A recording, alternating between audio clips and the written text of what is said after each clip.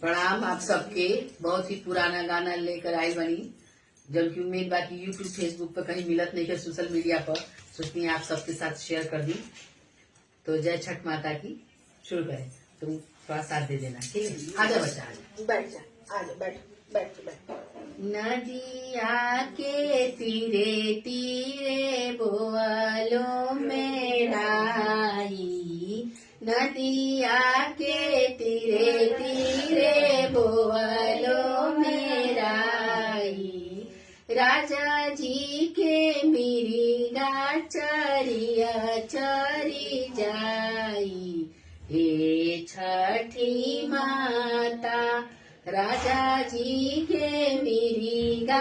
चरिया चरी जाई, हे छठी माता कर बिराउर सेवा रौरे सेवले मोरे निर्मल काया, हे छठी माता रौरे सेवले मोरे निर्मल काया, हे छठी माता बुढ़िया मांगे नाती से पोता, बुढ़िया मांगे नाती से पोता, तिरिया मांगे मांग के टीका, तिरिया मांगे मांग के टीका, गोद के बालकवा बिटिया मांगे दुल्हा, बिटिया मांगे दुल्हा, आदियवा मांगे भाई से भतीजा, ए छठी माता दियवा मांगे भाई से भतीजा, ए छठी माता कर बिराउर सेवा रौरे सेवले मोरे निर्मल काया, हे छठी माता रौरे सेवले मोरे निर्मल काया, हे छठी माता नदिया के तीरे तीरे बोलो मेराई,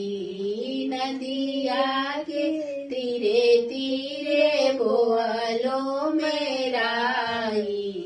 राजा जी के मिरिगा चरिया चरी जाई, हे छठी माता राजा जी के मिरिगा चरिया चरी जाई, हे छठी माता कर बिराउर सेवा रौरे सेवले मोरे निर्मल काया, हे छठी माता पाठक जी मांगे ले लक्ष्मी सरस्वती के सेवा, शक्ति के सेवा, नित्या देई मांगेली सिंदूर गोदी के बालकवा, हे छठी माता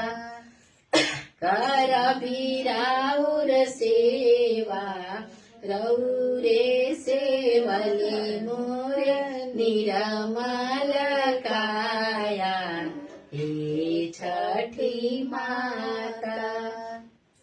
मेघनाद बाबू मांगे लक्ष्मी सरस्वती और शक्ति के सेवा रौरे हाँ सेवा,